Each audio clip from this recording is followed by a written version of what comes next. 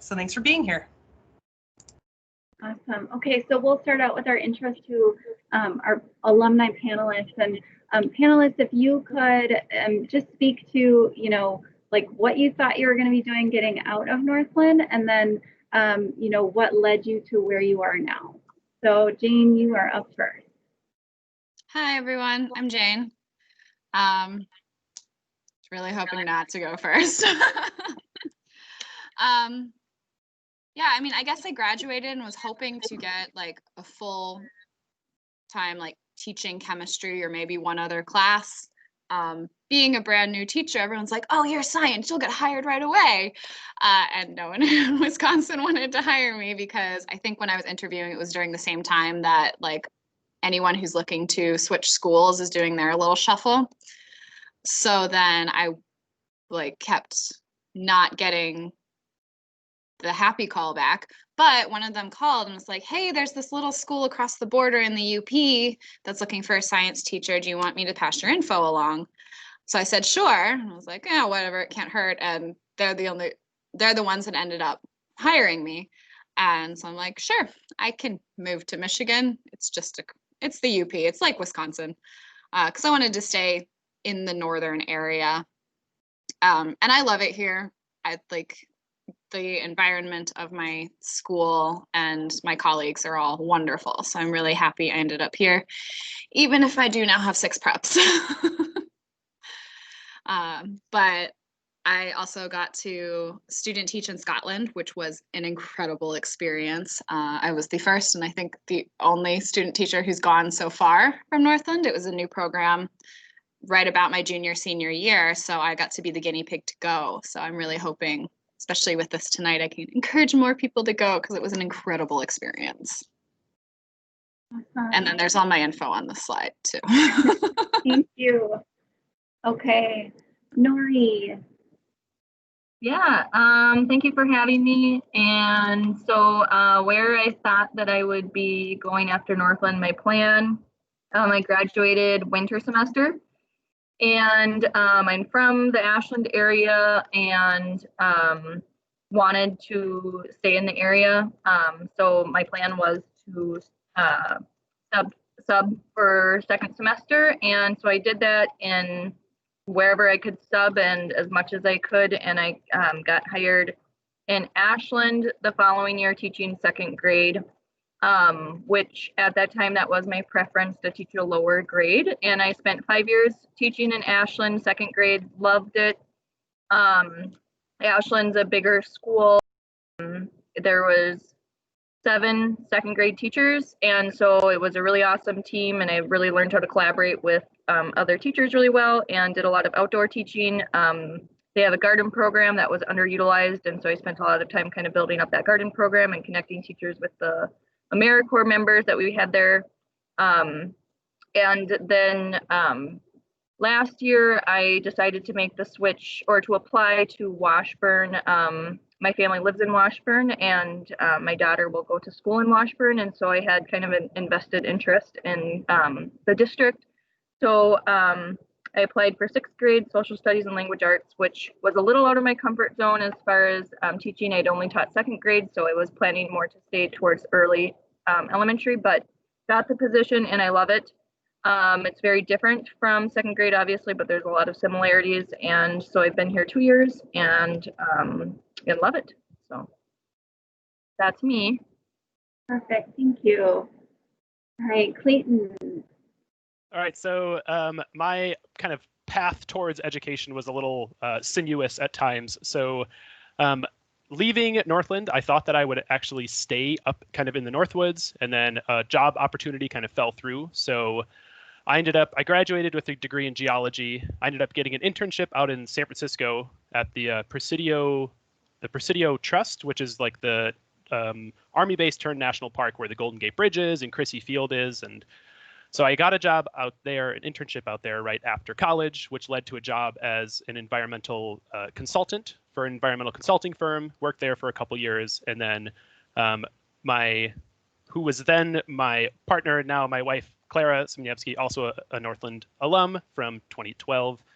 We quit our jobs, like packed everything up, and then traveled the world for about a year and a half. And it was kind of during that time that I'd worked with kids at the Ashland, the Lighted House After School program in Ashland, and so I know that I liked working with kids. I loved science, and so I decided when I got back, I would pursue a life in education, which I did at the University of Wisconsin-Whitewater, where I got like 4 different teaching certifications through a post-baccalaureate program, which was excellent, and I'd highly recommend it. Anyone who doesn't have a degree in education, Wisconsin makes it really easy to get licensed to teach if you have some kind of degree. And from there, I did my student teaching at Milwaukee, which was, or like my practicum, I guess, in Milwaukee at a really school, which was very, very interesting.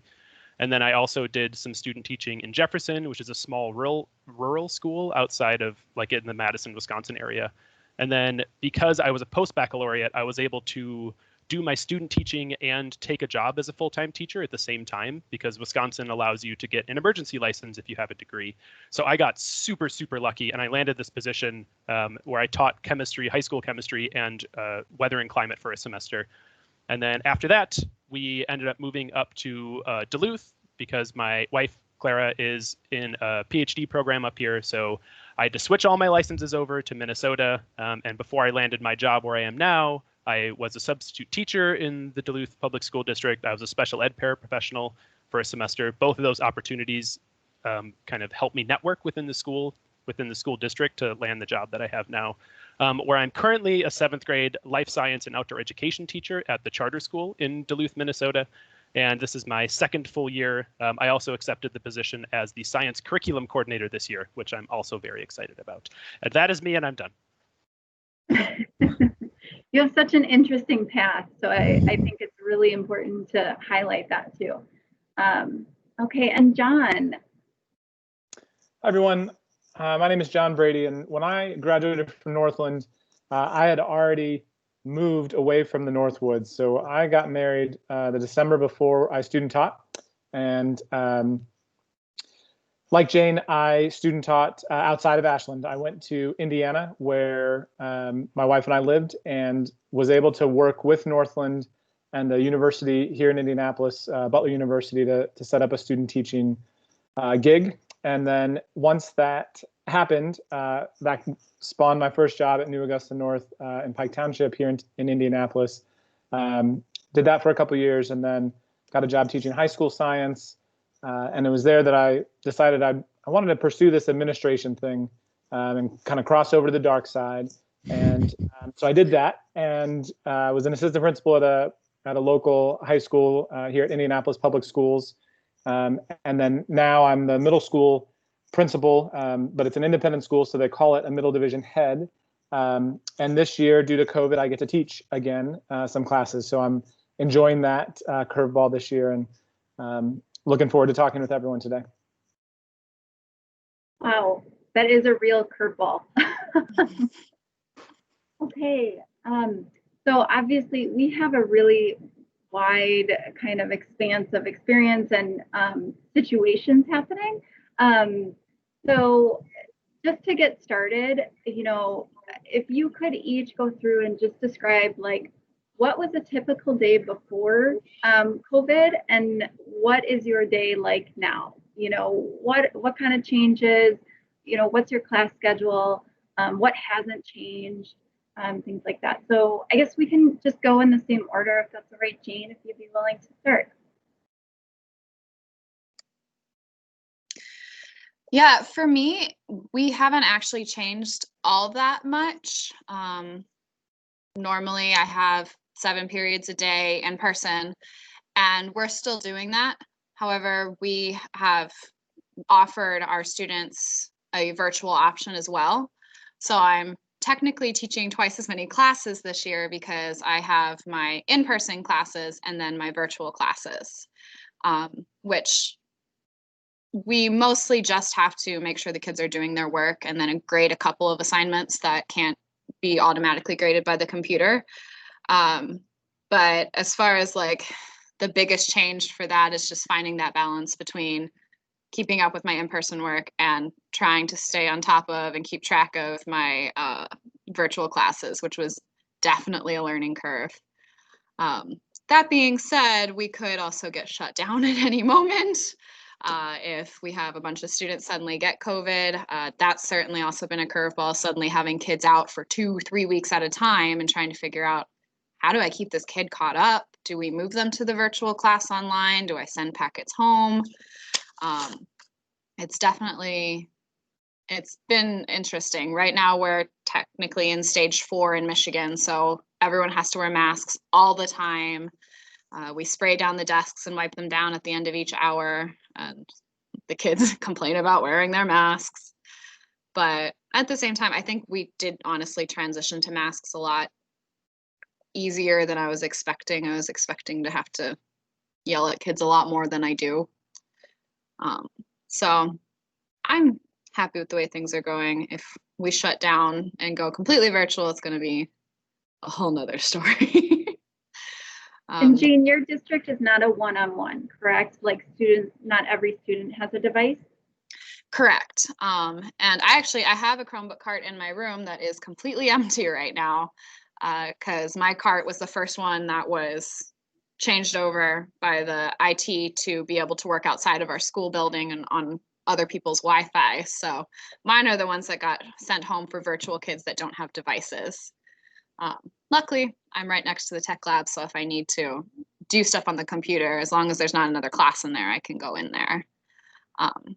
So that works. But yeah, we're definitely not one-to-one, and it can be a challenge for sure. Nori, would you share next with us? Yeah, totally.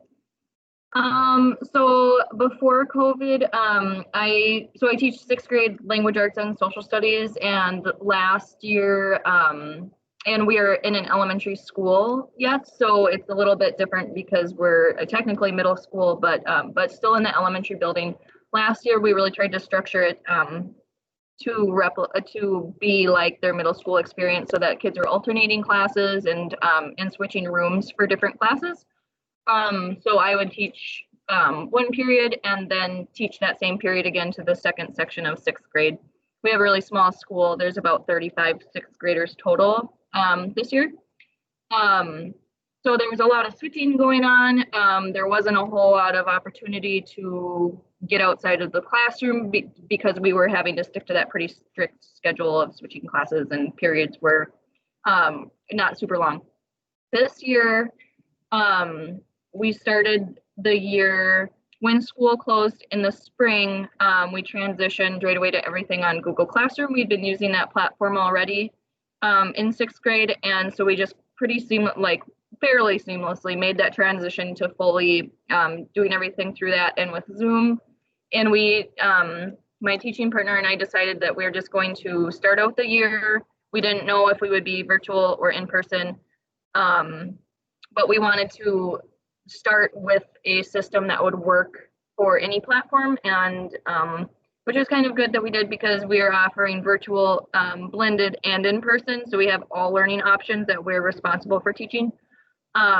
So we are doing everything on Google Classroom and trying to provide all students the same access to learning materials and lessons, regardless of their learning option. Obviously, it's not completely the same. In-person kids are getting more direct instruction, but that's what we're doing. Another change that we've had this year is, instead of alternating and instead of kids switching classrooms like out by period, we're switching every other day. So like I have the first group of 6th grade all day, and then the second group on the next day. So like I see one group 3 days a week the first week, and then 2 days a week the second week. We are also doing this year, which is different, since so much of our instruction is based on technology. We are a one-to-one district, and there's a lot of computer time and screen time. We're doing Wi-Fi free Wednesdays for all students, so whether they're virtual or in person, and we provide them with like screen-free learning activities and opportunities. So to try to get a little break from that, and for ourselves too, because it's so much computer time. a lot more time opportunity to get outside because of a more relaxed schedule. This year, students have an hour for recess and an hour for lunch. So our schedule is a lot more relaxed, and we're getting outside a lot more than we were last year, and also just taking advantage of those outdoor learning spaces as much as we can. So that's cool. There's a lot more stress from other things, but I feel like the teaching side of things is really fun and enjoyable this year. We have really small class sizes, and so I've enjoyed that. But obviously there's a lot of other factors in play that are added stress this year, but the teaching part has been super fun. Clayton. So our school is, I think all the middle schools in Duluth are full virtual now. So the transition from last year to this year for me has been pretty immense. So before COVID, we run block scheduling at our school. So I would teach 3 blocks out of the day, and I would have 1 block to prep. Our school is pretty small because when they built it, they were trying to save money, which now means that there are students in my classroom every block when we were in person. So even during my prep, another teacher would be teaching in my classroom, and our staff lunchroom isn't very big either. So I was pretty much surrounded by kids all day long. You know, you're sitting at your desk on your prep, and there's other kids in the room. You know, I teach some of those kids in my classes, so they come and talk to me, or I heat up my food and like, oh, what's for lunch today, Mr. Sminiewski? So I was surrounded by children all the time, which I did love, but it was very, very exhausting. And now that we're fully online, it is just, I don't know, it's night and day. It's like a totally different job. I've talked to a lot of people about this, like, you know, they didn't necessarily train us for this when we went to school. They didn't train you how to sit at your computer for 10 hours a day, like moderating kids sitting there watching what they're doing on their Chromebooks through the software they have installed on their Chromebooks, which is like ethically questionable in itself and makes me really uncomfortable sometimes. But so now my days are, we do asynchronous learning. So generally every day for my students, my 7th grade science students, I'll have like a daily video that I'll record that'll just like check in with them, kind of tell them what's going on in my life, run over the agenda for the day. Then I'll have some kind of bell ringer question that they have to answer. And then I will, if there's some kind of assignment or project, you know, if it's note taking, then I'll provide them with like a digital note taking sheet, and then a recorded video of me going through the notes, like with my face in the corner. I record everything through Zoom. And then we have synchronous lessons on Mondays and Wednesdays, but they're only about 10 or 20 minutes. So it's just time for you to connect face-to-face with your kids in your content area. We also have office hours for 40 minutes a day, every day, where kids can kind of hop into your Zoom link classroom, whatever you call it, Zoom room. And they'll just like, you know, it generally devolves into them showing me their dog for the 14th time, and then their fish. And then, which is cool because if I had animals too, I would do the same thing. But there's, so my days are in front of my computer all day long, and having to, you know, last year is my first year at this school. And so I had all of my curriculum. We teach science on semesters. So we do all of our science first semester, then I reteach that second semester. So first semester last year was me planning all of my curriculum. Second semester was like, oh, now I have it all planned. I'm good to go now. I can kind of cruise through that. I can focus on developing my curriculum. Now this year, they're like, put everything online. Everything goes into Schoology, which has been another major transition, which I'm still kind of working through. But I spend all day in front of my computer now, which has its benefits. And it also makes me a little stir crazy sometimes. But it's really nice being at home. That's a pretty major plus so far. Yeah, what a difference. Oh my goodness. Okay, so John, I'm so interested to hear about your experience, because obviously you were principal, but now pushed back into teaching, not pushed, but you know, providing instruction again. So tell us about your days before and now. So we're at an independent school.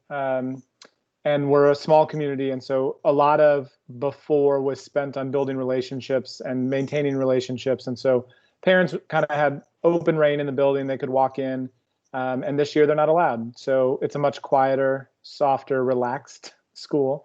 The students and teachers and we all kind of work together, and and we would, while teachers had their own classrooms, they would walk out in the hall and have side conversations. And so that collegiality would be something that most people would last year would have said that's a great thing about St. Richard's is, you know, you can walk down the hall and talk to people, and this year you can't. Everyone's kind of isolated. They're with their homeroom classes, or the students don't move, so we're in person 100%. Our rooms are big enough that we could spread out, according to our county health department, that we could be in person. Our rate has to be at 13% positivity rate for us to be closed as a middle school. So right now we're at 7. I find I'm watching different kinds of data this year. Last year I was looking at grades and other things, and this year I'm watching the health department, and I'm looking at, our county has a travel ban, so I have to, a kid goes out of the state, and now I have to figure out, those kids have to quarantine for 2 weeks. So knock on wood, we have not had any positive cases in our school community. We've completed 11 weeks in person. We're a pre-K 3 through grade 8 school, so our little 3-year-olds are wearing masks, and our 8th graders are wearing masks, and our teachers are. Similar to my colleagues on the call, we've increased lunch and recess time. We've increased going outside. We're an urban campus. We're 2 miles north of the center of downtown of Indianapolis. So we're kind of limited on where we can go, but we still, it's a beautiful urban campus, and so we've maximized our time outside. And then the teaching part is because of hiring. So hiring is really hard in a pandemic. And when you have a teacher leave late, or you have a teacher who has to go take care of a health emergency, we've had to be really creative in how we fill those teaching roles, because the retired teachers who usually would jump at a short time gig where they didn't have to do a lot of prep, they just came in and did what they always did. They're not willing to take that risk, and I totally understand that. So that's been another big change. And lastly, I'd say, going back to the relationship thing, that's the hardest part for us, is keeping those relationships going with masks, with parents not being in the building, trying to find creative ways to do that. Oh, interesting. And actually that leads into the next point. You know, just as far as, you know, what are some of the things that you all feel might be some short-term changes, but also what has happened that you think maybe could stick around for the long term as a result of COVID? You know, differences in the workplace, specific technologies that you've adopted, virtual learning options in districts, will that stay? So, I mean, anybody can jump in here. I mean, I can start on a humorous note, because even being in the science classroom, I can't shove kids all the way back in the lab. So I spread out my desk as much as I could, but I'm still only 4 feet away from students. So I have a clear shower curtain around my desk. And I kind of want to keep it. Like, even after COVID's over, I like my little bubble here. No judgment here. Another teacher did it too after she saw mine. So I've been kind of thinking about this since we had our dry run, and I've thought of like 2 kind of main things that are happening, like one on a professional level as a teacher, and one on a personal level as a teacher during COVID.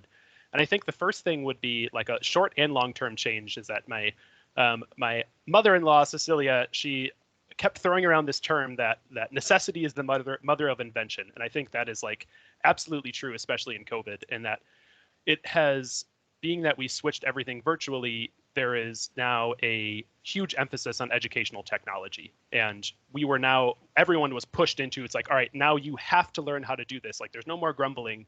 There's no more like complaining about all the things that admin's making us do. And there's 3 more apps this week we have to try. It's like, no, you actually have to do it because that's the only way you can connect with your students now. So I think that's a pretty major long and short-term change within our school, is that there's teachers that are now a lot more likely to adapt new educational technology. And we're finding really innovative ways to use that too. And I think that's a pretty major benefit. And then personally, I think that a lot of teachers that I have talked to in the area is that we're now realizing how important home work-life balance is, because a lot of our schools are virtual. And now we're getting to spend more time with our families. We're getting to do Zoom calls with our families kind of in the middle of the day when we have preps, because we're not in the building surrounded by kids anymore. And so I think that for me personally and some of my colleagues, there's now, if we go back to in-person learning, there's going to be a lot more of a conscientious look at how we spend our time in the school and in the classroom, like how efficiently we work so we can get home and spend time with those that we've been able to spend time with now because we're at home all the time. A really good point. Nori and John, do you have anything to add on to that? Yeah, one short-term benefit that I'm definitely taking advantage of this year is the smaller class sizes. Right now, on any given day, I have between 7 and 12 students in person, which is, compared to last year, there was like 24 students in my class on a given day. So that's a huge change, and just the amount that we've been able to do together outside of the classroom is significantly more. So I'm hoping that that change will stick around. Also, I think that at least at our school, I've felt much more empowered to have, and you always hear this, like relationships are key, and building strong relationships and doing things like making school a fun place and making school enjoyable. But like this year, more than ever before, I felt it's so important that school is just like a joyful place for kids to come, where they're doing things that are fun. And the emphasis is not on data, and it's not on student achievement. While of course we still are teaching kids and they're learning and growing and whatever, but if school isn't fun, it's like, what's the point? Why are we here? We're busting our butts that we can be here and be open, and making it an enjoyable experience for the kids is just like top priority. And that's something that I know will stick around with me as an educator for hopefully forever. But I think that there is a shift in that mentality as well in our district for sure.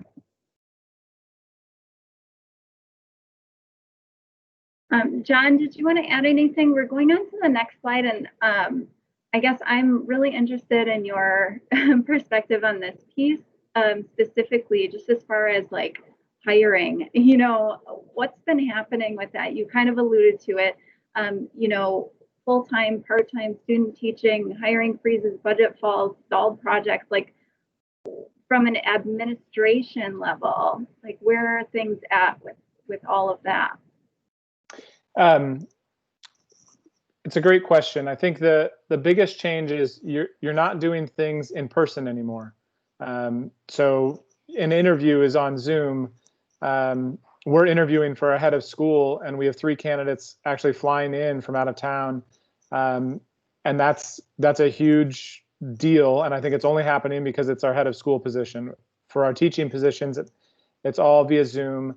But I think that shift to everything has to be technology based extends beyond school. It is our world, right? So I can now order groceries online and they show up at my door. And before COVID, we did that once or twice, but now it's like, all right, every time I don't want to take the risk, that kind of mindset shift. And I think the same is happening for hiring. I can imagine it's hard to find if you feel like it's a right fit for you when you go to interview. And then we're coming into challenges when it comes to people's availability. So one of the great things about COVID is the world has got online. So I have a French teacher who has a full-time job in California, but wants to transition to French. And so he's Zooming in 2 hours a day because he can schedule his work around it. And he's teaching my class, and then I have a substitute body in the room. And so last year that would never have flown. And this year that kind of creative outside the box thinking is possible. So that's one of the benefits of it. The challenge is that people, once they find a job, they don't want to leave it because there's not security. I think one of the things, the long-term effects of this, I think, will be that this will be an ACE score for everyone. So when you're talking about trauma-informed care, ACE scores are adverse childhood events, And the idea that we're going to have this generation of kids who are impacted by this trauma kind of forever is one of those things. And I think it extends beyond that to adults. And so adults, there's this unknown out there. And so navigating that, I can't imagine going to look for a job right now because of the unknown. You don't know, how the district's going to handle it if they're online versus in person. And if the school will be open next year and those kinds of things. So I think what's happening is people are saying, I like that I have a job and I'm going to stay here. Even in another year, I might be looking, but so I think it'll be a lot more competition for great teachers this spring in hiring because people won't want to leave. Clayton, when we were connecting before, you had mentioned, some conversations with, other teachers in the district that were close to retirement. And it sounds like for your, district, or maybe some of the people that you had connected with, this situation that we're in has really made teachers in that kind of age bracket really question, as far as, is it time to retire? Do I stay on? Is there more to say on that point, or Nori or Jane or John? I think that it's, like we talked about, it's this transition into especially schools that are going fully virtual. I guess maybe even schools, more so schools that are doing full virtual and in person, because you're right, you're doubling your prep, which they should pay you double for, but they never will. I think that the transition into having to do everything online has been really tough for a lot of people. And I was thinking about it last night, and it's not necessarily just people that are retirement age. We had a teacher that was at our school for 1 year, and he was a physical education teacher. And then this year he got a job with UPS because he's like, they're going to pay me more. It's way safer for me. He's like, and it's just, I didn't sign up to become an online gym teacher, an online PE teacher. So I think it's almost more than age, it's that kind of that transition into online learning and what does that look like, especially in the Duluth area. And I know that some of my colleagues and friends in the district, there is a lot of fatigue that's happening now, like with everybody in every job that you have to do. John was saying, going to the grocery store, even, like, I get tense, I get anxiety, I have to go grocery shopping tomorrow morning, and I don't want to, but I'm going to have to go. And so now you have these teachers that are, the transition to online learning is just, it's been a lot for them, especially the older teachers that still have everything in paper. I know a friend of mine still has all of their stuff in paper, and they've been teaching at this school for 15 years, and their transition to online has been really, really hard. And, it's might just be the push that they need to retire early. Nori and Jane, are there any more points that you wanted to mention on that? I definitely what Clayton said about like gym teachers. I think specials in general is really challenging. I know in my previous district, there was huge retirements in both art teachers, both music teachers in the elementary school. And it's, they teach all the kids. We've changed our schedule here. We still had 2 of our special teachers retire. So, it's just challenging. How do you teach art and music virtually? Or how do you teach, 300 kids art and music in a safe way? So, yeah, we have shifted our specials schedule so that kids get 1 special a week for an hour. And so there's like a rotation. So it's like they'll get gym like once a month, whereas they used to get it 3 times a week. So it's just another one of those things that they've changed. But yeah, I definitely have seen a lot of retirement in that in particular. So kind of the last big chunk before we go into Q&A, just, what advice do you have for students who might be graduating, or they're looking at work or student teaching soon? I mean, what would you tell these students who are going into this right now, looking at, starting their careers? And what advice would you give?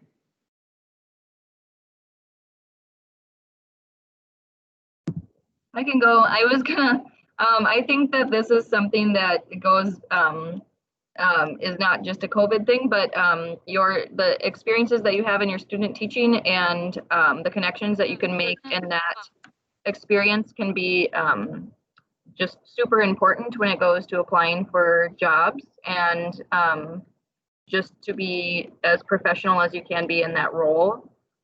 I know, and also, and Clayton, we talked about this the other day about substitute teaching and how important that can also be as far as getting your foot in the door in a school and building connections with other teachers and principals. You know, if you're substitute teaching and you see the principal, strike up a conversation and get to know that person, because that could be your boss, and just building that relationship from the get-go can really help you out.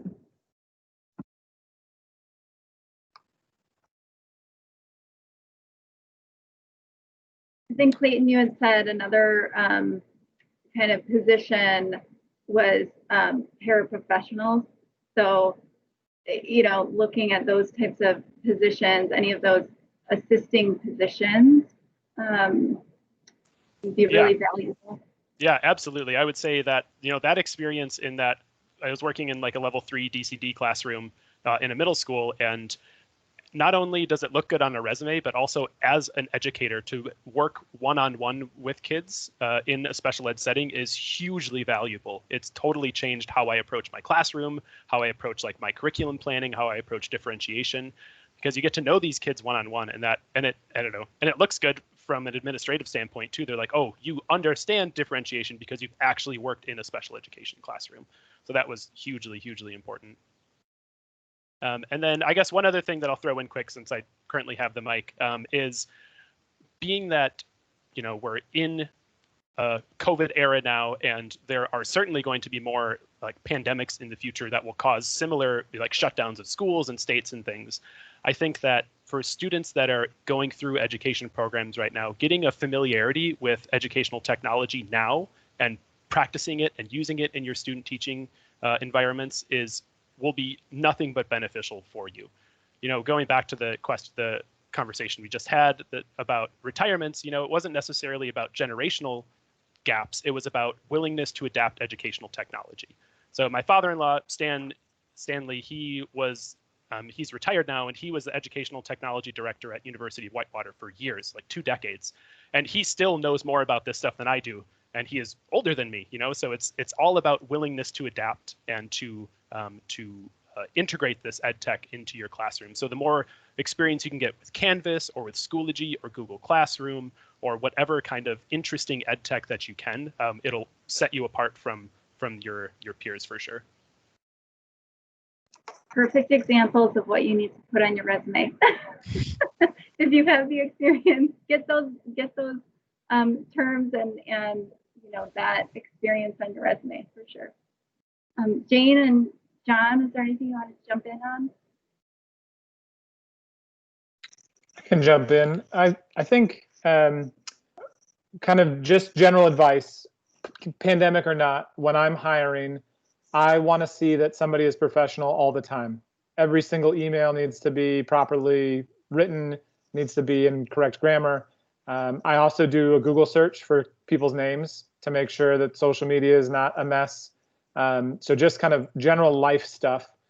Those are 2 things that are easy. Kind of, you automatically don't talk to me if I get an email that's not in professional form. In also kind of life stuff, my advice is to say yes. So if an opportunity comes along, you're like, yes. If someone comes and asks you for help, you say yes. I'm going to caveat that with we're in a pandemic, and so self-care is really important. But when you're thinking about career opportunities, I remember at Northland, I wanted to be a park ranger originally, right? So that's why I went. And Gus Smith was like, hey, do you want to go volunteer to cut out brain stems for chronic wasting disease? And I was like, yes. And so I spent a Saturday cutting out brain stems. I think John Jennings, who's on here, was with me. And we cut out brain stems all day, and it was awesome. But it told me that I didn't want to do that for my career. And so even though it didn't end up like, but it was still such a Northland thing, and I said yes. And so if you're a student listening, definitely say yes to those opportunities. even though you think it's going to be weird, it gives you that opportunity to do something and learn about it.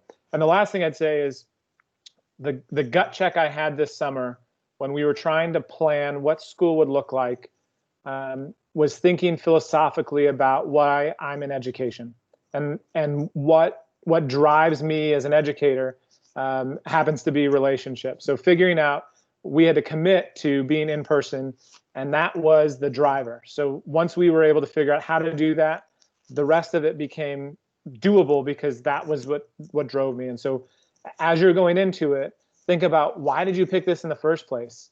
Why did you pick this career? Why do you talk about these things?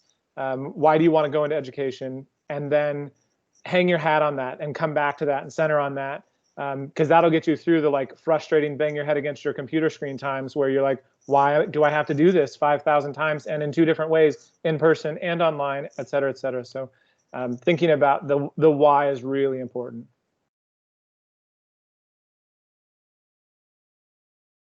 Are there any more points on this before we go on to Q&A?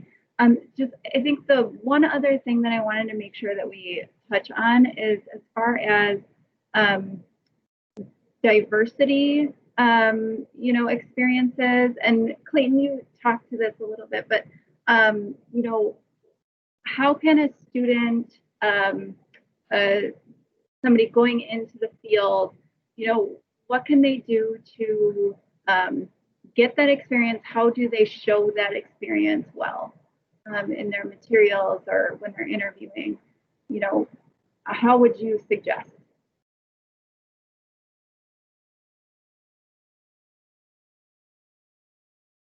Jane, I'm going to pick on you. Yeah, I was like, I feel like this question's for me. I mean, like what John was saying, yes, I decided to go student teach in another country, which was a very scary thing for me. I'm not someone who likes to go do things by myself. And like, we don't have a robust like student teaching abroad program. So it was just me. I moved to a different country for 3 months by myself. And like, normally when people do study abroad programs, it's like, at least there's a couple people from your school or your friends that are going along. I'm like, nope, I'm just going to go by myself and hope I figure out public transportation, because I've always grown up in a small town. So I learned all of those things. That's also good, just learning how to live in a different environment. Like, if you've never lived in a city, go live in a city for a while, figure out what it's like to live there, because you might find that you really like that environment or small town environment, and that will lead you to figure out what kind of school you want to be teaching at. And then of course their like grade system and the way they do their classes was set up entirely differently from the way I was used to in the US. So it was fascinating seeing like, oh, what do you teach to different grade levels? What specifics do you go into with different science classes and levels? So I really enjoyed that, and I think it helped me grow a lot as a person. And you know, you go somewhere by yourself, you got to develop really good interpersonal skills, which again is essential for teaching. So yeah, especially students who are at Northland, go abroad. It's so, like, I always wanted to go abroad, and I ended up going abroad because I was lamenting to Dr. Zach about how I'd never gotten to study abroad, and I'd missed my chance because I was gonna be a senior, and you know, I'm majoring in chemistry. I have a very specific set of classes I still have to finish that I couldn't necessarily get at another school. And then Dr. Zach's like, well, why don't you student teach? Because you can't take classes while you're student teaching anyway. I was like, oh, I didn't know that was an option. So talk to your professors, talk to other people, find out what opportunities there are, because they're not necessarily talked about in class. Like, if you want to do an internship doing something cool, go talk to a professor who works in that field. See if they know someone who is willing to take you on. Nori, you're obviously in the Washburn district. So, you know, as far as thinking about diversity and how a student, a Northland student that might be student teaching in like the local area, you know, what kind of experience do you think they might gain in this local area?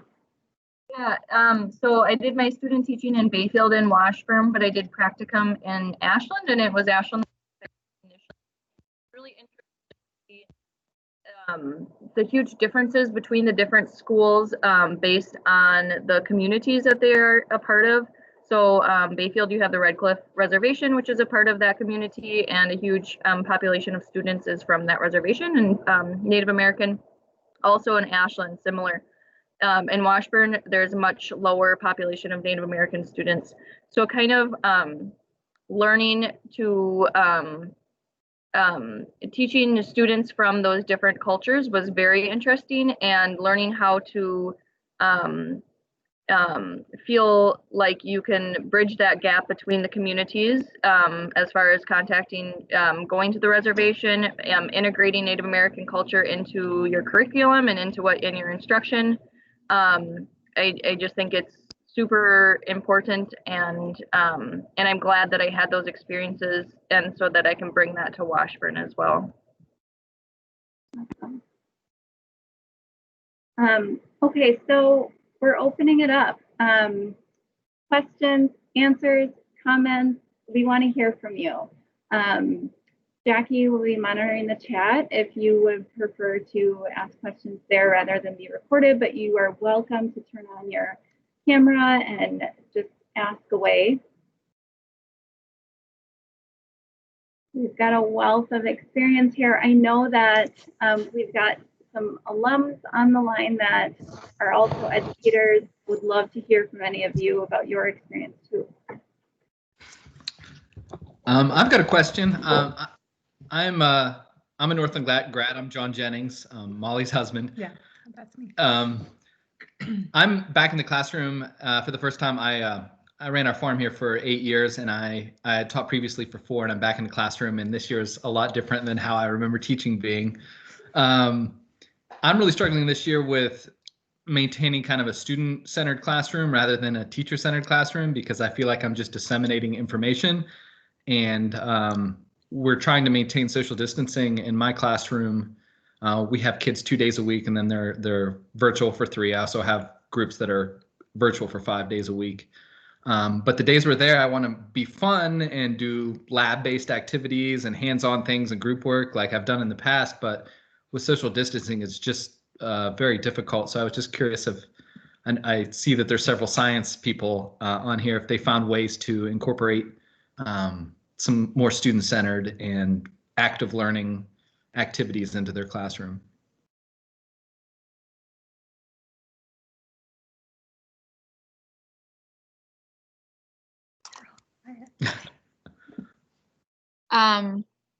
Well, my school's not as focused on social distancing as long as we have our masks on, because my students, they're with each other all day, every day. And you know how kids are, they're going to take their masks off and sit next to each other anytime there's not a teacher around. So we just really focus on making sure the kids have their masks on. That being said, if you can find activities, like I know especially with labs, it's hard to have enough materials for everyone to do the lab themselves. But I've done more like demonstrations, so they can all stay in their seats and watch this cool thing happen, but don't necessarily have to get in groups for it, which definitely not as fun. Music videos. Oh my gosh. The past 2 weeks, I've had the song about the dwarf planets and all the planets in our solar system stuck in my head, because that's what we're studying in 6th grade science right now. I found these awesome music videos for it. And like, I actually really do enjoy the songs. You know, sometimes those education videos have really like annoying subpar songs. Like these ones are actually really well done. I enjoy the tune, but then I'm also sitting here going, Mercury, Venus, Earth, and Mars.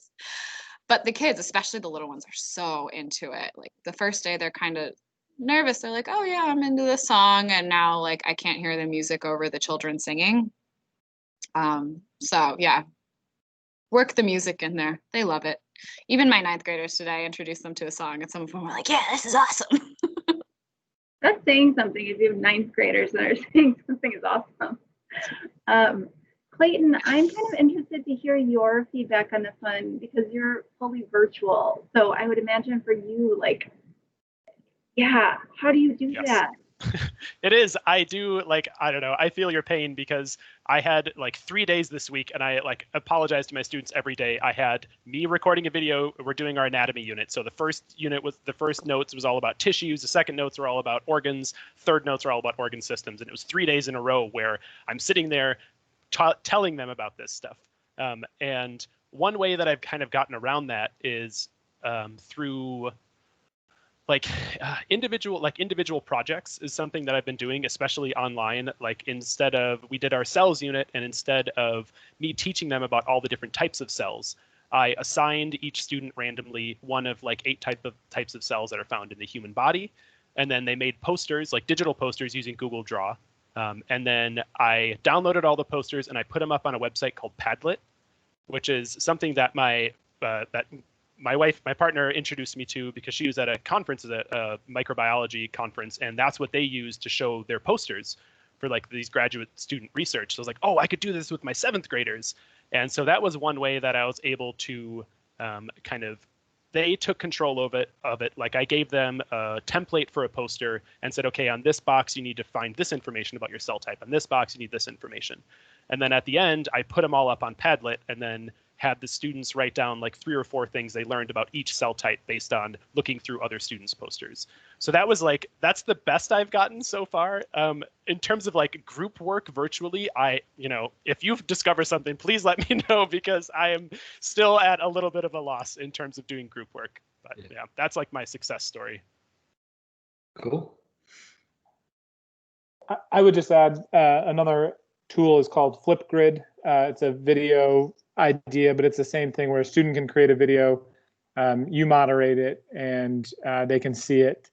Another thing that one of my teachers has done is they do Harkness tables, and you can do a Harkness on Zoom or whatever, but it's a student-led discussion. So if you were to Google Harkness, it's out of Philip Exeter, and Northeast class. But when I taught AP Environmental Science, that was one of the things that I would use when having discussions about topics that were interesting to students. So, applying those things that Clayton was talking about, where once you get the information, the culminating activity is that kind of group discussion that is moderated. And then the last thing is, in the spring, we went all asynchronous, which in hindsight was a mistake for us. But one of the nice things that came out of it was teachers would give students a task, go do this thing, and then show evidence that you did it. And so some of our kids lived close enough that they could do it together, and they created their own kind of like family pods. So that was one way to get kids to interact, and then they had to prove that they learned it somehow. I know the chat was blowing up with that Flipgrid, so that must be something amazing. What about the other teachers that are on the line? What are you doing? Calling you out. This is Jane's mom, Sharon. It was another teacher that couldn't come into my classroom because we don't allow anyone else in the building except for the employees, but she used Flipgrid and she had Padlet embedded in it. So kids that didn't want to make a video on Flipgrid could use Padlet to type their answers. So that was pretty cool. It was difficult for me because now I have to grade it and I don't have full access to everything. So that was a challenge, but that was neat. I had a question though. This was my 3rd day of a hybrid schedule, which is similar to, I think, John's, where we have the kids every other day and nobody on Wednesdays.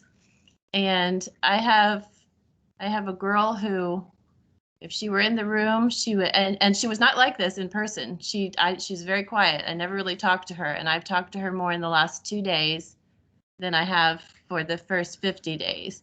So my question is, how do you get the student away from your desk when you can't actually just gently walk them back to the desk?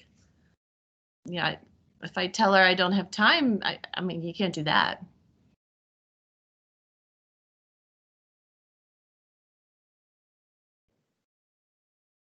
I had That's a teachers great set a timer. question.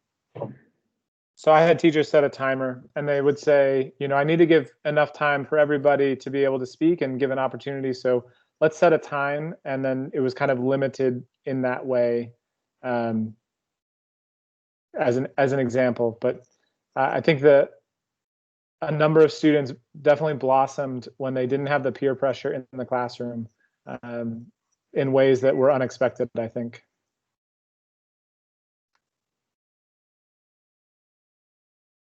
Yeah, and today no one else came to my Google Classroom today because it wasn't required, or to my Google Meet. We do Google Meets, but she said that she really needed help with her math, so we sat and did math together.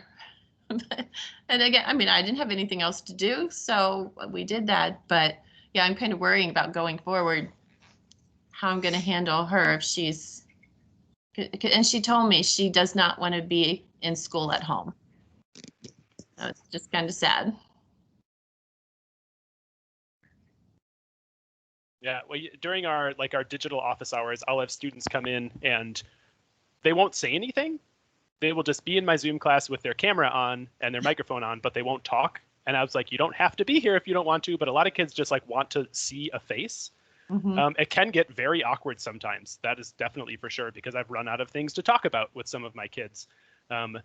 But usually what I end up doing if that happens, I end up playing a game with them. I'll with Zoom, I do Pictionary over Zoom, because you can open up the whiteboard and draw on the whiteboard or things like that. Or if you have really young kids, one of my colleagues, they're like, all right, everyone go grab something purple from their house. And then all the kids run around their house and grab something purple and show it. And so things like that can help kind of break some of that awkwardness.